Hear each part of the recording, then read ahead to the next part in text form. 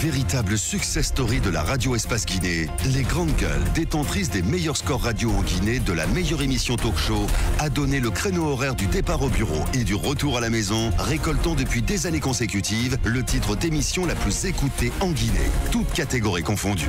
Un grand total de plus de 5 millions d'auditeurs ont été fidèles au talk show Les GG, diffusé jour après jour sur toutes les stations du réseau Adafo Média de 9h à 10h30, un exploit qui restera longtemps dans les annales de la bande FM en Guinée.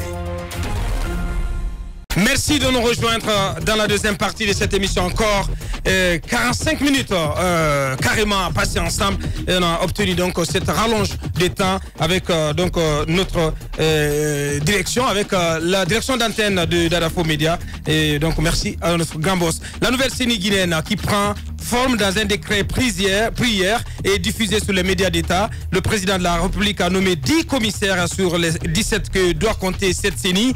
Il s'agit des 7 de la majorité présidentielle, les 2 de la société civile et l'unique représentant de l'administration territoriale. Comme on le voit, il manque à l'appel les 7 représentants de l'opposition qui peinent à s'entendre sur une clé de répartition du quota à elle attribué. Ça achoppe entre l'UFR et l'UFDG sur le nombre de commissaires que chaque parti donc doit avoir et doit désigner au sein de cette nouvelle CENI. On en parle avec notre invité qui est avec nous bien avant la pause, Général Bourema Condé, ministre de l'administration du territoire et de la décentralisation. On va poursuivre le débat avec lui dans un instant. Et on s'intéressera aussi à nos 2 autres invités qui sont déjà dans nos murs. Caris, rappeur français, et Tidiane Souma, PDG des productions Tidiane World Music, fidèle à leur credo, celui d'offrir au public mélomane de Guinée les grosses signatures et les étoiles qui brillent dans le firmament de la world music. Pour ouvrir le bal de la nouvelle année, le rappeur français à succès, Caris, de son vrai nom, Oku Amand Nyakouri, originaire de la Côte d'Ivoire, acteur, compositeur, producteur et entrepreneur. Caris, vous allez le découvrir tout à l'heure, accompagné de Tidiane Souma, PDG des productions Tidiane World Music. Mohamed Mara, on poursuit et on va voir la possibilité. Il y a une question qui me brûle la langue, Aboubacar. Dans un instant, il faut le rappeler. Attendez, Mohamed. Oui. On va vous donner la possibilité à des acteurs de s'exprimer. Dans un premier temps, Aliou Condé, donc, qui va prendre la parole tout à l'heure dans cette émission. Oui, mais juste avant lui, le décret. Parce que moi, j'ai un problème avec ce décret. Monsieur le ministre nous l'a rappelé, il faudrait que dans chaque bloc, dans chaque mouvance, il y ait au minimum 3 partis. Or, lorsqu'on prend la liste, j'ai là la liste notamment des éléments envoyés par la mouvance présidentielle. Vous avez 4 du RPG, 4 du RPG. Il y a les 3 partis. 5, justement. Mais il y a un problème que moi je décèle là. Il y a 5 du RPG, il y a Boubacar Birobari de l'UPR. Vous avez David Camara de la NGR. Ces 2 partis ont-ils concouru aux 2 dernières élections nationales? Sauf erreur de ma part, en 2015, ces 2 partis-là n'ont pas présenté de candidat. Revoyez votre copie, bel et bien, ils ont... La NGR, bien sûr, en 2015. La NGR, non. La NGR a accompagné plutôt le président. La NGR n'a pas présenté le candidat en 2015. Comme l'UPR d'ailleurs. Donc il y a un problème déjà avec ce premier décret. La NGR a compétit, vérifiez vos copies. En la présidentielle, non. Non, la présidentielle, non. Législative, ça veut dire que déjà dans la liste de la mouvance, il y a un problème. C'est que la NGR ne peut pas être présente, notamment sur la liste. Du point de vue des critères de la loi. Voilà, du point de vue du critère de la loi qui a voté par les 2 partis. On va le laisser répondre. Il n'y a pas non plus de député à l'Assemblée nationale. Si, David Camara, est député. C'est l'unique député de... D'ailleurs, c'est celui qui a tous les privilèges. Et il devrait être 2 députés en plus. Bien. Il quitte l'Assemblée, il va à la CENI. C'est le seul. Non. C'est le seul à avoir tous les privilèges. Ce décret, comme je vous le dis, moi, il me pose problème. Bien, on vous laisse répondre, monsieur le ministre. Très bien. Je crois que je dois encore vous revenir pour vous dire de revoir vos copies. En ce que je sache, et nous l'avons très bien apprécié, les 3 partis présents dans la composition de la liste de la mouvance obéissent aux critères édictés par la loi en son article 7. La loi est là, vérifiée. Bien. Je crois, bon, je sais pas, moi je voudrais m'intéresser aux représentants de... les critères. Les Non, critères, on parle des députés. Non, je pense que ce que Mohamed Mara est juste. Les deux partis n'ont pas chacun deux députés et ils n'ont pas participé à la dernière présidentielle. Ça, c'est clair. Moi, je suis formel là-dessus. Tout à l'heure, c'est facile aujourd'hui au moins avec Google. On saura tout à l'heure qui sont les partis. Mais encore une fois, il faudrait que les deux partis... Mais les 8 candidats sont connus. Les 8 candidats à la dernière présidentielle. Justement. Voilà. Et en plus, avoir 2 députés à l'hémicycle. Pourquoi prendre un tel décret déjà qui va violer le tout nouveau code électoral Peut-être on va permettre au ministre de le préciser. Est-ce que la loi telle qu'elle a été donc adoptée et promulguée, parce qu'on parle de participation aux 2 dernières élections nationales précédant la mise en place de la CENI, est-ce que la loi précise que lorsque vous participez à l'une de ces 2 élections, vous avez droit à... On dit la participation. Bah. On dit la participation. On a dit aux 2 et non à l'une des 2. Il faut bien prendre le mot dans son sens étymologique. Participer aux 2 dernières élections au niveau national. Donc, il s'agit de la législative, des législatives de 2013, je l'ai dit tout de suite et je le reprécise encore, et de la présidentielle de 2015. Participer, ça veut dire quoi? Participer, c'est prendre parti. Donc présenter un candidat. Présenter un candidat. Un candidat à ces élections. Participer, c'est prendre parti. Ça ne veut pas dire forcément.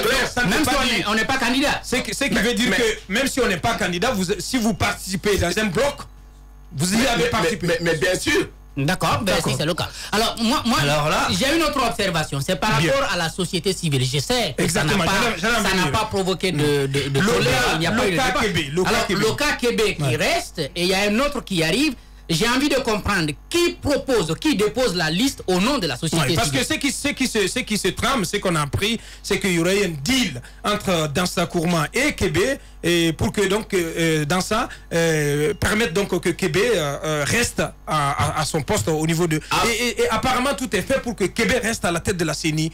Qu'est-ce qui se passe? Qu'est-ce qui se trame, monsieur le ministre? Tout est fait pour que Québec reste à la CENI. Je ne m'engage pas à la tête de la CENI. À la tête de la CENI, je ne m'engage pas dans ce débat parce que de toute façon, je ne suis pas électeur des commissaires. A fortiori, trouver qui va rester à la tête ou qui ne va pas l'être. Ce que je dois dire, la société civile, nous avons envoyé la lettre de la société civile au CNOSC. Le CNOSC, c'est dans ça. Et c'est, je crois, la plus grande plateforme, la plus grande représentativité. Si vous m'en donnez, en tout cas, l'acceptation de ce terme. Bien. Donc, cette liste est partie. Et comme vous le savez, il y a très souvent, d'ailleurs, je crois que c'est une nécessité, que quelqu'un de l'ordre des avocats figure sur la liste de la société civile. Je crois que c'est là qu'il faut trouver l'explication, certainement, de la présence du nom de Maître Salif Québec, n'est-ce pas, sur la liste. Alors, maintenant, le deuxième élément de la société civile est un choix de la société civile. Oui, et on parle de bloc de société civile en Guinée, c'est vrai. Mais je suis ici pour témoigner que les sociétés civiles, quand je les ai convoqués, les représentants de la société civile, venez que chacun vienne m'apporter, si vous voulez, son agrément. Parce que se réclamer d'une structure de la société civile, cela repose sur un acte légal qui est l'agrément. Si vous n'en disposez pas, franchement, vous n'êtes pas un bon répondant. Mais là encore, le débat est entre les acteurs de la société civile. Une question toute bête. Est-ce que le balai citoyen a un agrément? Le balai citoyen n'a pas d'agrément. Il y a des problèmes par rapport justement à l'obtention de ces agréments, monsieur le ministre. Bien. Pourquoi les organisations ont du mal à obtenir les agréments? On va embrayer avec le cas du modèle. Avant de parler de Matoto. Le modèle, je crois que c'est un parti politique. C'est ce que je comprends ici. Quand vous adressez un agrément, une demande d'agrément, vous n'allez pas imposer qu'on vous le délivre aussitôt. Il y a tout un travail d'étude autour de votre agrément.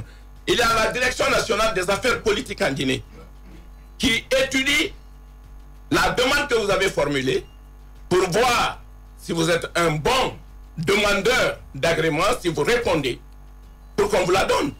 Beaucoup envoient des agréments et des demandes d'agrément. Quand la Direction nationale des affaires politiques les passe au tamis, les distille, ils relèvent plein d'incorrections ou en tout cas de faits qui ne qui ne cale pas avec, si vous voulez, l'acquisition d'un agrément. La demande peut vous retourner 2 fois, 3 fois, 4 fois, 5 fois. Ça, c'est un premier aspect. Il n'est pas suffisant. Le second aspect, c'est que la denrée la plus partagée aujourd'hui, c'est les agréments, les demandes d'agrément. Sur pratiquement 2 dossiers que je signe, ou 3 que je signe, les 2, c'est les demandes d'agrément. Or, un agrément, c'est toujours dans un domaine précis d'intervention. J'envoie d'abord le service dépositaire de l'étude des agréments. Ils font leur examen, ils me ramènent. Je m'adresse au département avec lequel ce service-là, cet agrément doit travailler. Quelqu'un qui dit « je vais travailler dans l'environnement ». Il faut bien que le ministre de l'Environnement se prononce sur la compatibilité des objectifs dégagés dans la demande d'agrément avec son département. Très souvent, les demandes reviennent de ces départements sectoriels avec une fin de non-recevoir. Je ne peux pas donner. Oui, mais le cas modèle, il y a quand même un délai. Le cas du parti de la demande du modèle, il y a quand même un délai qui est imparti à l'administration que vous dirigez. Il y a une soixantaine de partis politiques qui ont aujourd'hui leur demande en étude à la Direction nationale des affaires politiques. Alors, une soixantaine. De quoi souffre la demande du modèle? Je ne peux pas vous dire ici qui est le modèle qui ne l'est pas. C'est Aliouba. Je ne sais pas. Vous ne connaissez pas Aliouba? Non.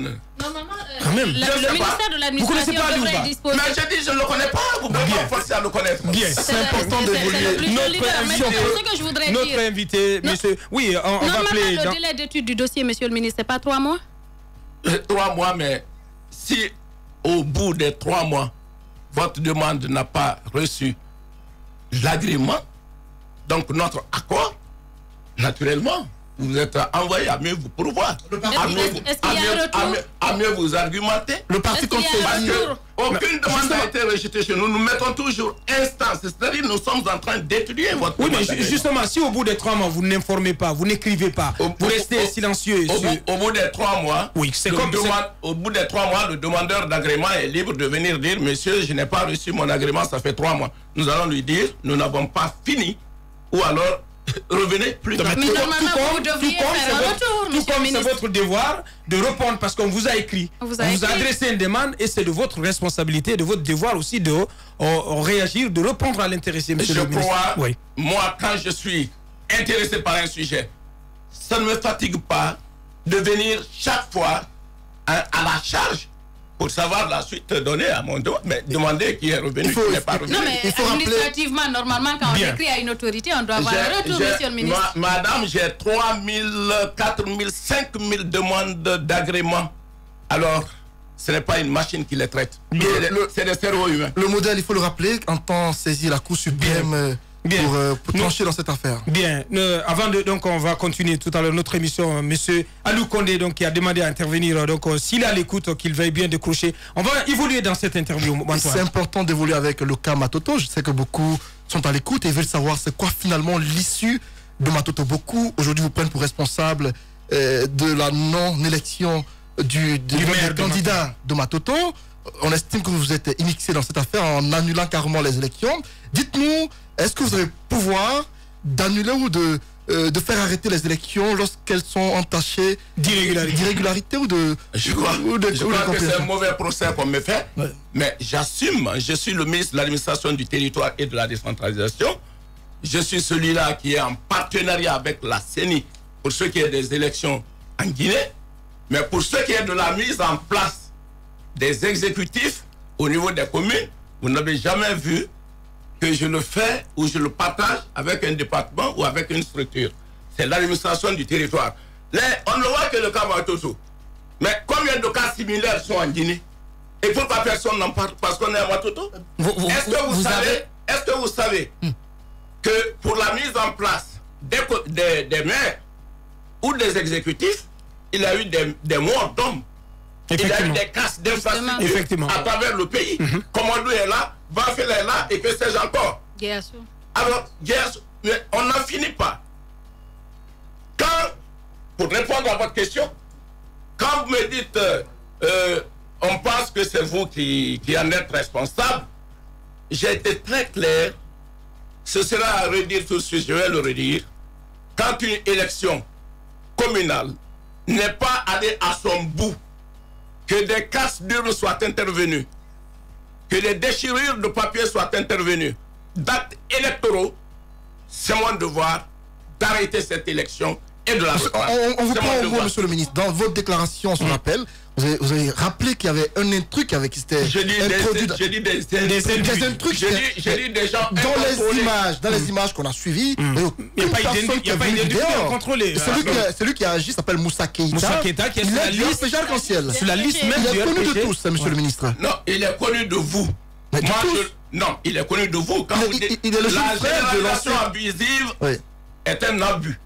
Quand vous dites qu'il est connu de tous, moi, il n'est pas connu de moi. Mais il est sur la liste du RPG Arc-en-Ciel au communal de Est-ce que vous pensez que sur les 342 communes en Guinée, je suis censé connaître le nom de tous ceux qui existent sur la liste? Vous pouvez faire une vérification tout de même. Non. Et puis vous avez vos représentants à la commune, je crois qu'ils pourraient, n'est-ce pas, vous remonter des informations qu'il faut par rapport à ça. Depuis là, quelles sont les informations que vous avez par rapport à cette crise? Parce que après cette déclaration que vous avez faite pour arrêter donc le processus, est-ce que quelque chose a été fait pour ne serait-ce que sanctionner cette personne que vous accusez d'avoir déchiré le papier, qui a été arrêtée puis libérée par la suite? Écoutez, quand vous me dites, après que l'on ait arrêté cette élection, je ne dis pas arrêté, qu'on l'ait annulée, parce qu'elle a été dérangée, troublée jusque dans les urnes, ma disposition à moi est de la reprendre. Et c'est dans cette position que je suis.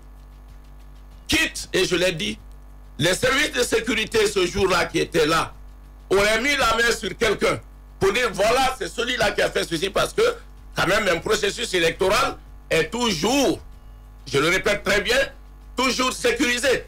Alors s'il y a eu défaillance à ce niveau sécuritaire, naturellement, je l'ai dit qu'ils n'ont pas la mission ou la prétention de faire pression physique sur quelqu'un. Et vous comptez la reprendre quand, cette élection? Cette élection, nous la reprendrons quand nous aurons réuni tout ce qu'il y a comme mesures sécuritaires, et cela ne saurait tarder, je puis vous rassurer. Et à supposer, monsieur le ministre, que l'un des camps refuse de se plier à cette exigence, qu'est-ce qui va se passer? Quand un des camps refuse de se plier à cette exigence, nous faisons appliquer la loi. C'est quoi? C'est-à-dire la loi, quand vous refusez de venir prendre... Vous adoptez la politique de la chaise vide? Quand vous refusez de venir prendre part à une élection, vous désistez de vous-même de cette élection. C'est aussi clair que ça. Alors, monsieur universel. Moi, j'aimerais vous ramener, en attendant de donner la parole à monsieur Luc Koné qui patiente, sur ce processus qui a été troublé à Maputo, comme vous le dites. Et les médias qui étaient présents ont dans leur écrasante majorité, constaté que par 2 fois au moins, on a compté les bulletins rouges qui revenaient aux candidats de l'UFDG, et que le décompte avait donné 23. Et que c'est au moment où on commençait à compter les bulletins jaunes qui étaient donc ceux du candidat du RPG Arc-en-Ciel, que cet individu, Moussa Keïta, est survenu et donc intervenu pour déranger le processus, comme vous le dites. Est-ce que vous avez la même lecture, vous avez reçu les mêmes informations? Vous qui parlez, est-ce que vous pensez que lorsqu'il s'agit de faire un dépouillement, lorsqu'il s'agit de faire un calcul de vote, il y a des bulletins rouges qu'on compte séparément, des bulletins blancs qu'on compte séparément? Avez-vous vu jamais ce procédure d'évaluation des résultats d'une consultation électorale? Bien. Pas du tout, monsieur le ministre. Mais c'est clair. Mais il me dit, on a compté les bulletins rouges jusqu'à 23. Mais les images le démontrent. C'est important. Pourquoi ne compte pas les autres bulletins? Non, mais les images le démontrent. Je vous rappelle. Pourquoi ils ne montrent pas les autres? Non, vous ne nous avez pas compris. Il y a eu 2 décomptes. Attendez, on va s'écouter. Il y a eu 3 décomptes. Certainement, vous ne nous avez pas compris. Parce que je pense que de la façon dont ça se passe, on met d'abord d'un côté les bulletins rouges, de l'autre côté les bulletins jaunes. Et on se met à décompter. Je pense que c'est comme ça que ça se passe. Je n'ai pas dit que on compte d'abord les bulletins rouges, mais on les met. D'abord, c'est ce que j'ai compris, parce que c'est ce que vous avez dit. Voilà. C'est ce que vous avez dit. Mais est-ce que monsieur le ministre est référé aux images filmées par les médias? Parce que c'est important que vous les voyez, et pour comprendre mieux ce qui s'est passé. Parce qu'on a suivi qu'il y a eu 3 décomptes, et 2 fois de suite, le candidat de l'UFDG a obtenu 23 voix, et lorsqu'on comptait les voix du RPG arrivé à 5, Moussa Keïta a troublé le vote. Est-ce que vous les avez suivis? Je suis dans un milieu qui devrait poser toutes les questions sauf celles que vous venez de poser. Pourquoi, monsieur le ministre? Une image, oui, vous pouvez la transformer. Venant d'un média, vous pouvez la transformer 1 milliard. Ça me surprend. 1 milliard. Vous pouvez en faire ce que vous voulez. Il y a une intégralité. C'est le ministre. Vous pouvez en faire ce que vous voulez. C'est le ministre. Vous ne croyez pas à la crédibilité de ces médias qui... J'ai dit, vous pouvez en faire ce que vous ne croyez pas à la crédibilité alors? Vous-même, vous ne croyez pas. Pas du tout. L'autre reproche qu'on vous fait, c'est quand même d'avoir pris le parti sur vous, d'annuler ce processus en cours et non pas saisir la justice. Qu'avez-vous à y répondre? Mais non, je vous ai dit et vous m'avez suivi que pour la mise en place des exécutifs, je ne suis pas avec la justice. Je ne suis pas avec la sécurité, sinon que pour sécuriser. Je délègue des missionnaires du niveau central qui viennent se faire compléter par des agents du niveau local, parce qu'il faut aller dans toutes les communes rurales et urbaines pour faire ce travail. Donc c'est une prérogative dévolue au ministère de l'administration territoriale. Il y a Kalimoudou Yansane qui a introduit un recours gracieux pour attaquer votre décision d'annulation de ce vote. Comment vous y réagissez? Le recours gracieux, vous savez ce que ça veut dire? Non, le recours gracieux. Moi, je ne suis pas un magistrat. Mais le recours gracieux. Voilà. Si c'était ça, il aurait dû écrire au ministre tout simplement, mais ce n'est plus un recours gracieux. Voilà. Il saisit les tribunaux. Demandez aux magistrats ce que ça veut dire. Voilà. Il a tout de même. Donc, il attaque votre décision par voie judiciaire. Voilà. Je vous dis, un recours gracieux, ce n'est pas une attaque. Hein. Alors, moi, je voudrais poser qu'est-ce que vous faites? Qu'est-ce que vous faites? Non. Il m'a informé. Il m'a informé, j'ai écrit à l'agent judiciaire de l'État pour déposer un recours gracieux. Voilà. Ça ne vous concerne pas? Mais que ça me concerne, je ne dirai pas le contraire. Mais quand vous me dites qu'il m'a écrit, il ne m'a pas écrit. Non, j'ai dit il a introduit un recours gracieux. Où? Pour attaquer. Où? Auprès de l'agent judiciaire de l'État. Mais attendez que ceci donc m'en fasse cas. Bien. Mais alors bien. moi, je voudrais nous allons savoir, permettre, oui, vous posez la dernière question, on va donner la parole à... Monsieur le ministre, quelle incidence cela devrait avoir? Ce décalage qu'il y a, pendant que certains maires sont déjà installés et qui sont déjà, certains ont commencé à travailler, jusqu'à présent, par exemple, le cas de Matoto Kankan, quelle incidence cela pourrait avoir pour la prochaine, poser la question sur le cas Kankan tout à l'heure, oui. Pour le cas Kankan, par exemple, le RPG n'arrive pas à se décider sur la tête de liste, à s'accorder sur un nom. Quelle incidence cela? Est-ce que cela est normal? Vous ne connaissez que Kankan et Matoto, je vous dis, sur les 342 communes, il reste aujourd'hui 14 à installer, 328 le sont déjà. Deuxièmement, un peu partout. Vous avez vu les sénatoriales aux États-Unis la dernière fois. Madame Cynthia Sandy, la sénatrice du Mississippi, a été mise en place 3 mois après les autres sénateurs. Ce n'est pas impossible d'observer ce décalage que nous voyons là où on a pu faire l'élection pour 342 ou pour 328 à une date claire et précise. Qu'est-ce qui empêche la Commission nationale électorale indépendante d'organiser s'il y a lieu de le faire pour 2, 3 ou 4 communes? Bien. Nous allons donc tout à l'heure boucler cette interview avec M. le ministre. En attendant, nous partons sur le terrain pour retrouver M. Aliou Condé. Il est de l'UFDG. Bonjour, M. Condé. Les grandes gueules. Bonjour, les grandes gueules. Bienvenue dans notre émission. Allez-y, Mohamed. Alors, nous avons dans nos murs aujourd'hui le ministre de l'administration du territoire qui nous révèle d'abord justement sur cette CENI qui nous fait comprendre qu'il y a eu échange épistolaire entre lui et le chef de file de l'opposition, qui est le président d'ailleurs de votre parti. Dites-nous exactement où aujourd'hui, où existe la pierre d'achoppement. Pourquoi l'opposition ne parvient-elle pas à donner la liste de ses commissaires à la CENI? De ces 7 représentants à la CENI. Pourquoi? Bien, écoutez, tout d'abord, je voudrais dire bonjour à mon cher frère, monsieur le ministre de l'administration du territoire. Bien. Et lui donner quitus sur certains articles de loi sur la CENI qu'il vient d'annoncer. Mais par contre, je pense que c'était insuffisant pour l'information des citoyens. Il y a un article qui est l'article 6 qui parle des partis habilités à désigner. On a dit habilités à désigner. Et vous avez un autre article suivant, l'article 8, qui donne la procédure de désignation, qui dit que les partis habilités à désigneront au prorata des résultats obtenus lors des dernières élections législatives et présidentielles. Donc la formule est donnée et elle est impersonnelle. Donc cette formule, quand nous avons reçu donc la lettre de M. le ministre, nous le remercions déjà pour ça, pour avoir reconnu le chef de file de l'opposition dans sa fonction de porte-parole attitré de l'opposition. C'est dans ce cadre qu'il lui a adressé la lettre pour la désignation des cadres de l'opposition. Nous avons écrit à la CENI pour demander à la CENI de nous fournir la liste des partis politiques ayant participé aux dernières élections présidentielles et législatives et les résultats obtenus par chacun de ces partis. Une fois que nous avons obtenu cette liste, ces deux listes, nous avons nous-mêmes fait le tri. On a convenu on est arrivé sur le fait qu'il y avait 3 partis qui répondaient aux critères de l'article 6, c'est-à-dire l'UFDG, l'UFR et le PDN. Nous avons donc envoyé des courriers à l'UFR et au PDN avec les copies des listes envoyées par la CENI. Donc ils ont accepté de venir à l'UFDG. Nous nous sommes retrouvés les 3 groupes.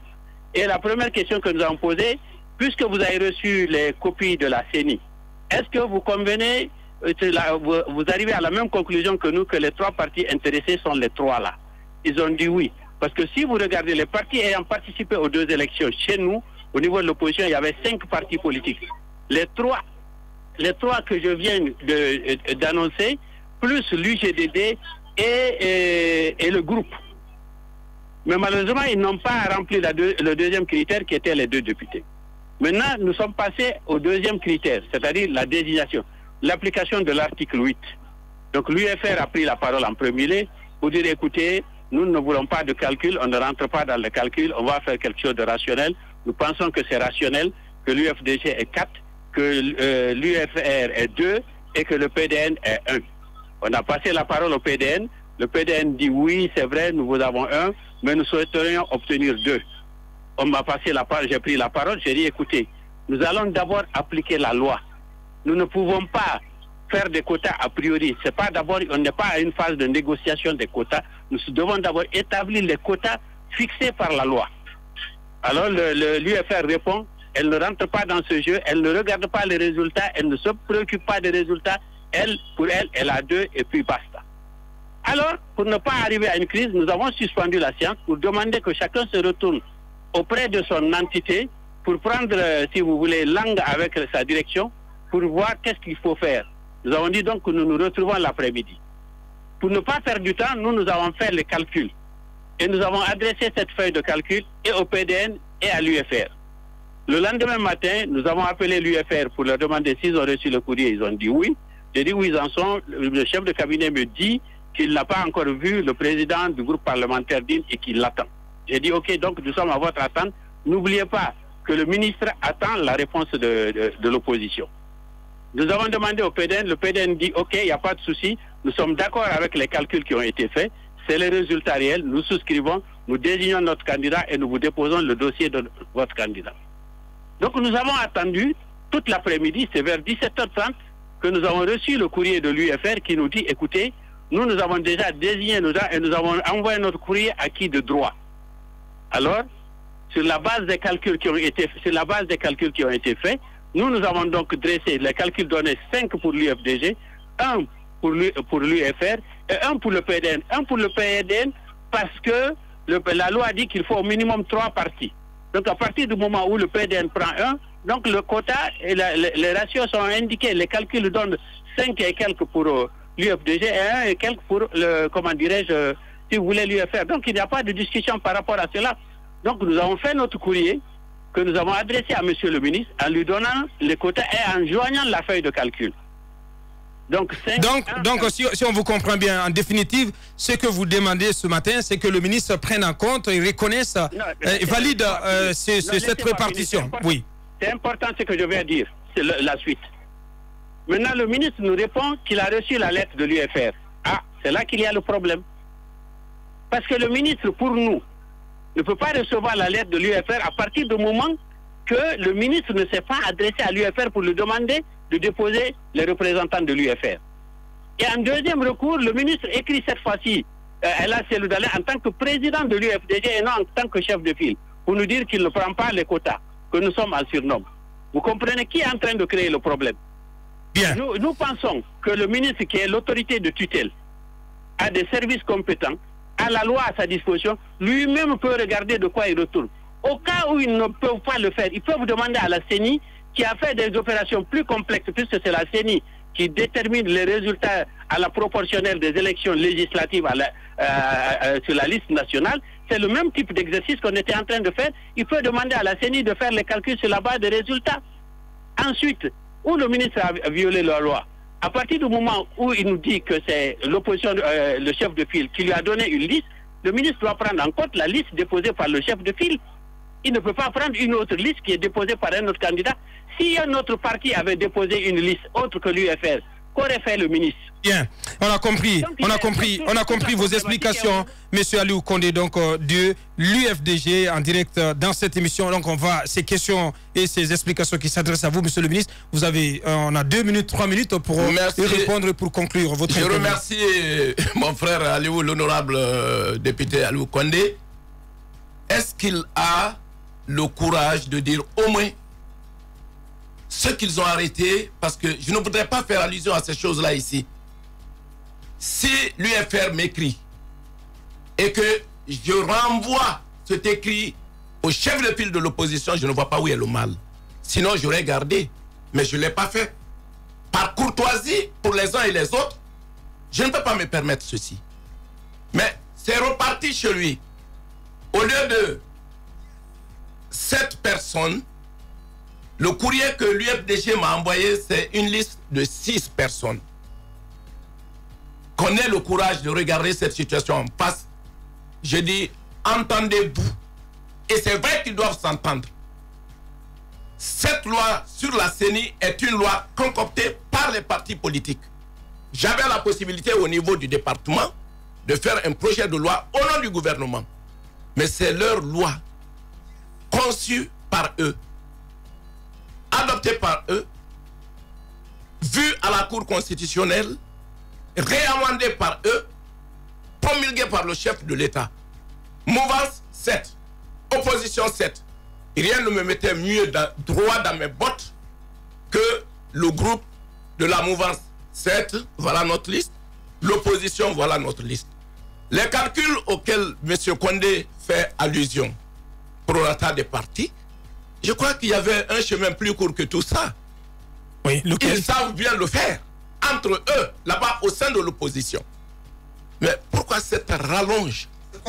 Le ministre, c'est quoi le calcul? C'est quoi ce chemin? Non, il vous l'a dépeint ici tout. Non, le chemin le plus court. Mais qu'ils se mettent ensemble, parce que nous sommes dans une dynamique d'entente au niveau des groupes, oui, des groupes politiques. Dynamique d'entente, oui, mais la loi, il y a ce que dit la loi. Mais s'ils ne s'entendent pas, les commissaires sont désignés au prorata des résultats des partis, des résultats obtenus aux dernières élections. Si vous prenez ce calcul mathématique, M. Aliou Condé a fait un calcul où il a ressorti que le PDN a 0. Pourquoi il lui a mis 0,33. 5,53. 0,3, ça donne quoi comme 33 commissaire? Ça donne même pas. Ça donne quoi? Ça donne même pas un demi-commissaire. Monsieur le ministre, si nous allons sur cette base-là, on sait que selon la Constitution, notamment lorsqu'on attribue à la proportionnelle le nombre de députés à l'hémicycle, justement, ces décimaux-là que vous semblez minimiser entre en compte. Le principe, par exemple, du plus fort reste est de mise dans la Constitution. Si maintenant l'UFDG qui avait le plus fort reste dit « moi je cède mon plus fort reste », donc le second qui arrive avec le plus fort reste, donc c'est le PEDN, et demande au PEDN de prendre ce commissaire-là, moi je ne sais pas où est le problème. Ce n'est pas dénué de bon sens. Ça rejoint la communication du ministre. Du fort de l'UFR. Le reste. 1,13 je crois. 14. Voilà. Donc en termes de décimaux, l'UFR arrive derrière le PEDN. Et l'UFR qui a 1,33. Et l'UFR 0,33. Oui, 0,33. 7,33. Les décimaux, c'est après l'UFDG qui a 5,53. Donc après 5, c'est 33. Bien. Après c'est 33, c'est 33. Donc on a compris. C'est le chemin dont je vous parle. De toutes les façons, il l'a dit, il faut qu'ils s'entendent. Il faut qu'ils s'entendent. Si on va sur la base de ces calculs, on ne s'en sortira pas. Voilà. Bien. Pourquoi ils ne s'entendent pas? Bien. Votre message de la fin, monsieur le ministre, c'est fait un plaisir pour nous de vous recevoir. Merci. Et vous avez cette caméra, adressez-vous au peuple de Guinée en 1 minute 30. Ben, je voudrais dire grand merci d'abord à Espace. C'est la première fois que je suis dans vos locaux. Ah, une grande je m'en réjouis. Merci. Nous aussi. Au peuple de Guinée, je pense que ce qu'il faut, c'est toujours nous remettre en cause sur le chemin de la paix, de l'apaisement et de l'unité nationale. Mais mon message est surtout pour les politiques. Que chacun se mette chaque fois en question et une pensée profonde pour ses électeurs qui n'en demandent pas tant que ça pour vivre en paix. Donc, nous sommes aujourd'hui sur le choix juste de 17 Guinéens qui vont piloter le processus électoral. Mais nous sommes aujourd'hui 12 500 000. Va-t-on accepter, si vous voulez, s'il vous plaît, de compromettre ce bon destin de ces 12 500 000 parce que sur un petit chiffre de 17, on n'arrive pas à s'entendre. Je dirais d'ailleurs sur 7 maintenant. Donc je lance un appel à mon frère Aliou qui m'entend bien, qu'il réfléchisse à ce qu'il a eu, lui, dans cette entente dont je faisais, à laquelle je faisais allusion tout de suite là. Ce qu'il s'est dit, lui, un certain honorable Damaro, un certain honorable Din, l'un du groupe parlementaire, n'est-ce pas, RPG, l'honorable Din, n'est-ce pas, de l'IFR, qu'est-ce qu'ils se sont dit pour qu'on aille à cette CENI? Et aujourd'hui, où en sommes-nous par rapport à ces promesses? Bien. Voilà mon message, je vous remercie. Bien. Une petite question avant de vous laisser partir. Les 10 qui sont nommés, les 10 premiers commissaires qui sont nommés, est-ce qu'ils peuvent proposer une date pour les prochaines élections législatives sans les autres? Est-ce que la loi le leur permet? Ils continuent à travailler sans désemparer. Sachez, est-ce qu'ils peuvent proposer une date sans que les autres ne soient un bureau aussi? Je ne me prononcerai pas à leur place par rapport à un problème de date. Je suis un partenaire technique de la CENI. Je ne suis pas un fondé de pouvoir de la CENI, mais du point de vue de la loi, déjà, nous allons procéder à l'installation, n'est-ce pas, des 10. Je l'ai dit, j'ai été très clair là-dessus. Effectivement. Et aussitôt que l'autre liste est là, il continue à travailler avec eux. Bien. C'était Général Bourema Condé, ministre de l'administration du territoire et de la décentralisation. Il était notre invité en ce vendredi 11 janvier. Merci à vous, monsieur le ministre. Merci également à son conseiller principal. Ce fut un honneur pour nous de vous recevoir dans cette émission. La suite. Radio Espace, les grandes gueules. Leur spécialité, c'est la démesure totale. Tant qu'ils ne changeront pas, nous ne changerons pas non plus. Les grandes gueules, à suivre tous les jours sur la radio d'opinion. Radio Espace.